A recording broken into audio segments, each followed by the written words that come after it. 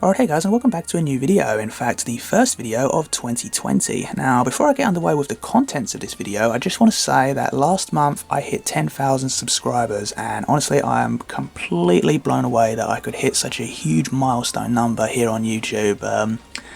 When I first started YouTube years and years ago, honestly, reaching 100 subscribers was a huge goal, and I never thought I'd even make that. Yet here we are in 2020 on 10,000 plus subscribers now, and we're almost close to 4 million video views on this channel, and it's a true testament to you guys, really. You're the ones who made this channel what it is, and the one that keeps it afloat and keeps it alive. I just want to say thank you all personally for making Sonic the Comic reviews hit this incredible milestone. Honestly, I was completely blown away with hitting this number, and I just want to personally say thank you to everyone. And you know, there's going to hopefully be plenty of new content coming towards the way of Sonic the Comic reviews here in 2020 as we march into the new decade. Now, getting on to the theme of this video, I recently spent Christmas and New Year all the way over in Japan, and I picked up a fair few bits of Sonic and kind of Sega related goodies to show you guys. Some of these are pretty interesting, some are very new, and some are fairly old. So what I'm going to do is I'm going to start on the left hand side here, and I'm going to zoom in and I'm going to give a little bit of a description of what these items are. Some of these you might already know, some of these you might not. It's pretty clear to see what this is advertising right here. So we're very close for the Sonic the Hedgehog movie coming out soon, Valentine's Day here in the United Kingdom. They get it a little bit later over in Japan. As you can see, the release date for the Japan one is the 27th of March. So this is a couple of advertisement flyers for the film, which I just picked up from the cinema I was in out there. They had loads of advertisement flyers, so I grabbed a couple for myself.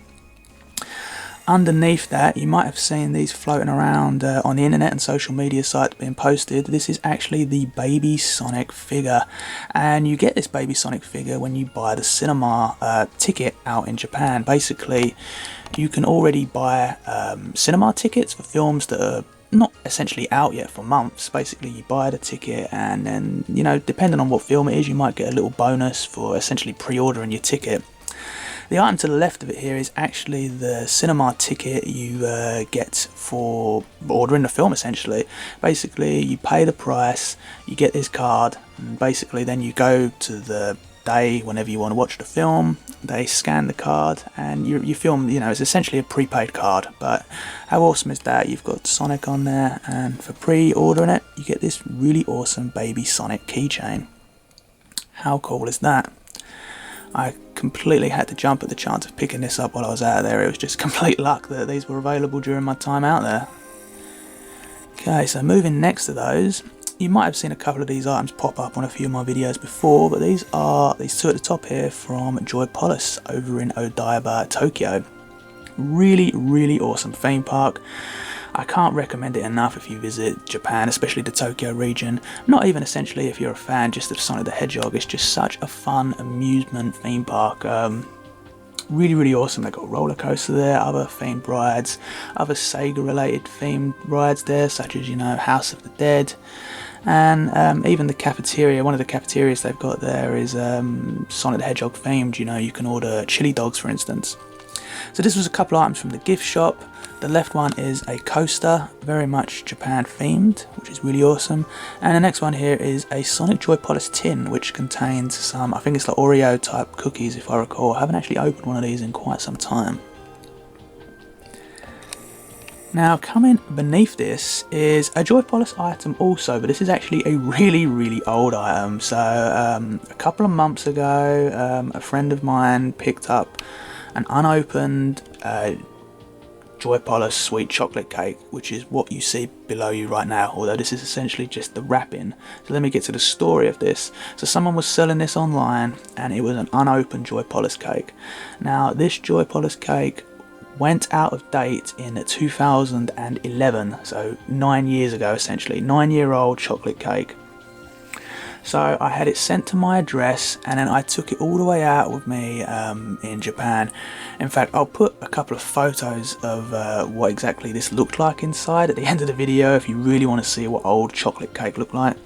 So basically, me and my friend, we took this to Joy Polis and we opened it there. Essentially, there was like some tables and chairs, and in fact we did a couple of photos of what this chocolate cake, the packaging looks like compared to the new Joy Polis cake, because they still sell the cake, but this is the very old like design. You can see the Joy Polis logo there is the old design logo. They've changed it. In fact, you see the ticket beneath it here with the Joy Polis, that's the current modern day you know, font they use for the Joy Polis logo. So basically we cracked this open, it was completely unsealed in there, and there it was, 9-year-old chocolate cake, and it was a sight to behold. Admittedly, it still looked like chocolate cake, but it was crumbly, it was completely dry, and it smelled disgusting. I tried a tiny little bit, as did my friend, and yeah, it was repulsive. But, you know, I'm pretty sure I made a record here, because this Joy Polis cake was bought in Joy Polis in 2011. It made its way all the way over to the United Kingdom, and then in 2020 it made its way all the way back to Japan, all the way over the ocean. In 2020 it was opened and, you know, somewhat eaten and then thrown in the bin. Pretty sure no one's ever done that before. So, making a record right there.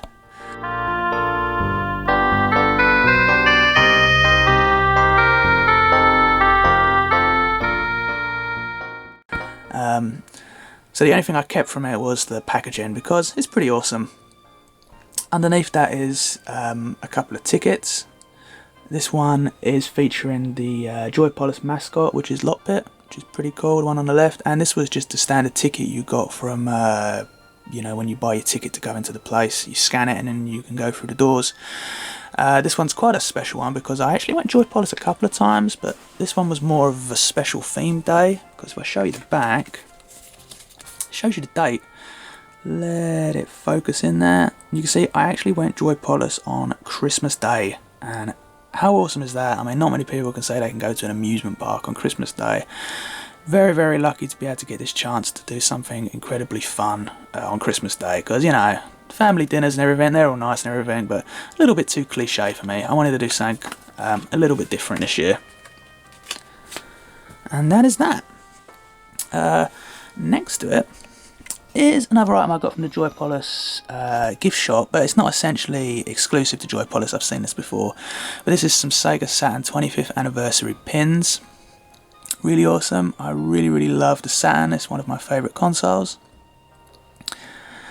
Next to that, now these are really cool. These actually come out a few months ago in the Japan gacha machines, and there was a couple of machines left that were still selling these because they'd almost run out over Tokyo. Basically, the turnover rate for gacha machines is incredibly fast. As soon as the gacha machines sell out of these gacha balls, if you don't know what a gacha machine is, I'd Google it up. It's basically you put money in a machine, you turn it around, and then you get a little ball with a prize in it. And it could be anything related. It's not just Sega, you know, anime, related goods, manga, Sega, to even like really bizarre things like hats you can put on your animals, like cats or dogs. But yeah, these are really cool. These are like mini versions of Sega systems, but you can probably already gather that from what you can see here on the video. And yeah, you basically, each one you get is random, and there's several different parts you can get. You've got Mega Drive 1 and 2 different models, and the Mega CD Model 1 and 2, and the 32X.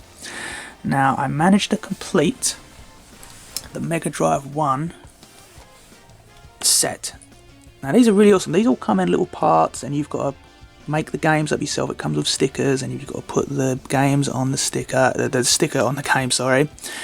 And yeah, you can plug the Mega Drive 1 onto the Mega CD 1, and you even get like little versions of the discs themselves that you can pop in there. As you can see, they're a little bit fiddly to get. As you can see, it's kind of come off a bit there. You gotta keep them. So I wouldn't recommend playing with them too much because they're a little bit fiddly. And as you can see, the game I've got in there, of course, is one of the greatest games of all time. That's Sonic 3 and Knuckles.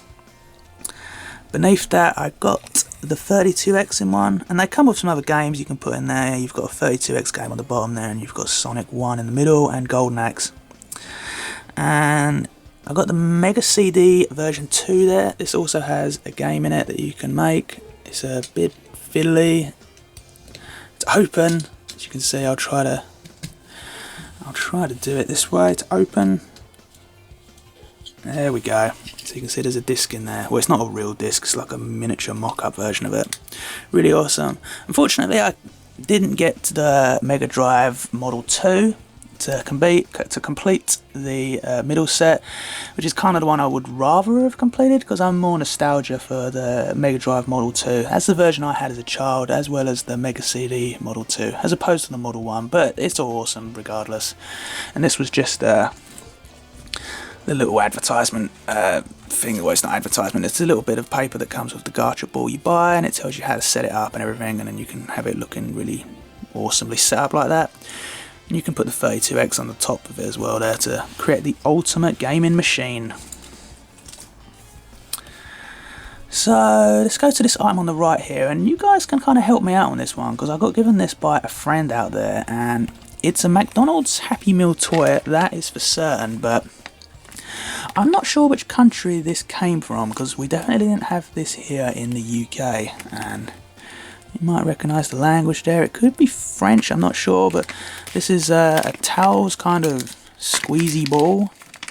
You can see there's Towels there, and this is unopened in mint condition. This is a really awesome find.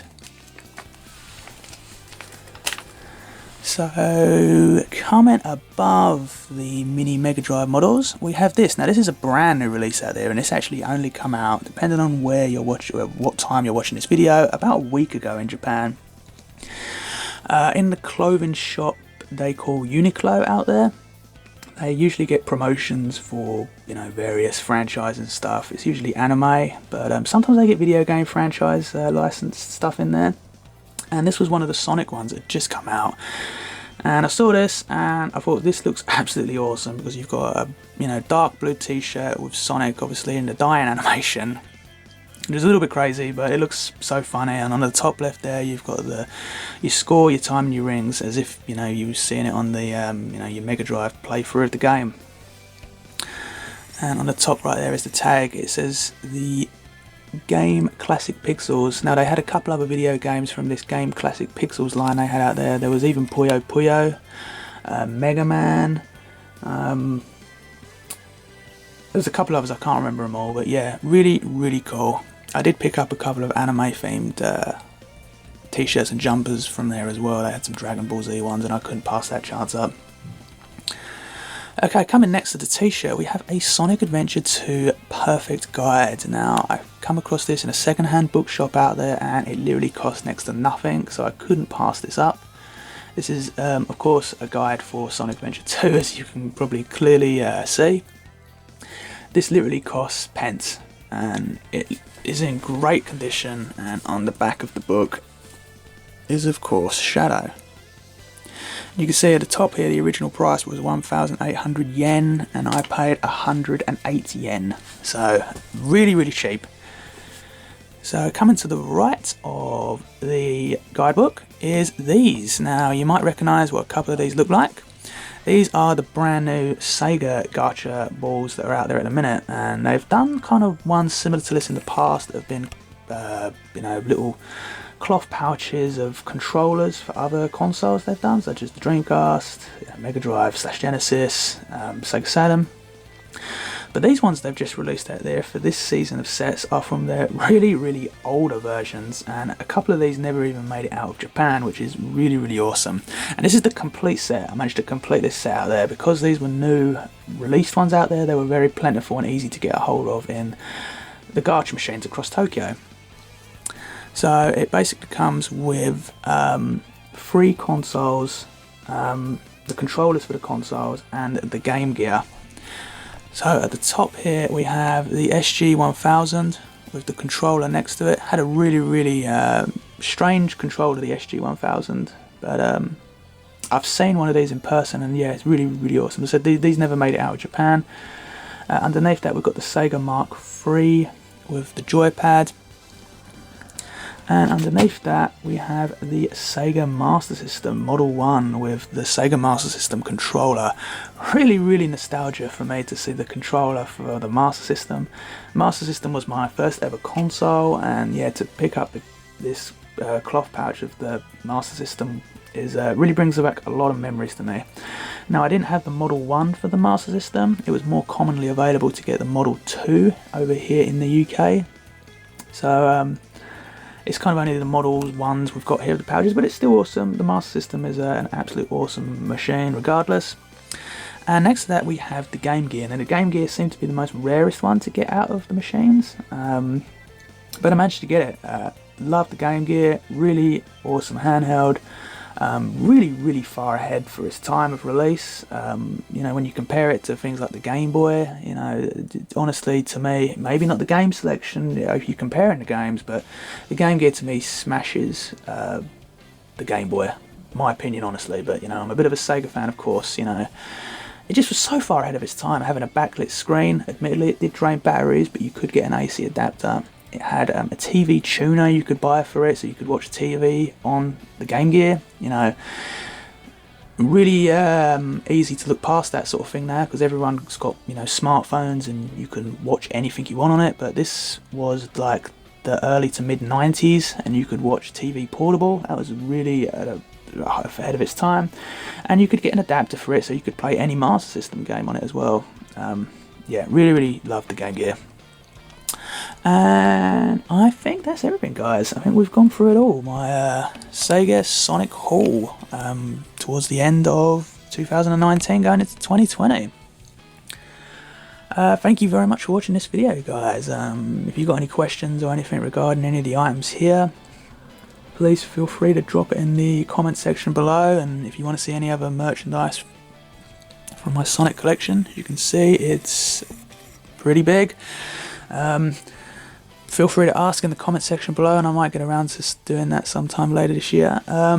If you're interested in seeing the other non-Sonic related bits I picked up from Japan, because I certainly brought back quite a lot, I'm going to put a link and end screen to that in this video, and that will take you to my second channel, which covers anything that's non-Sonic or Sega related essentially.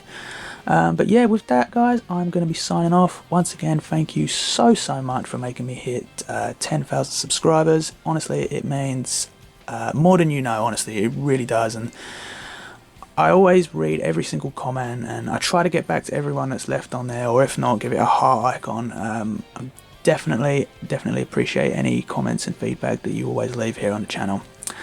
So take care of yourself, guys, and I will see you all very soon.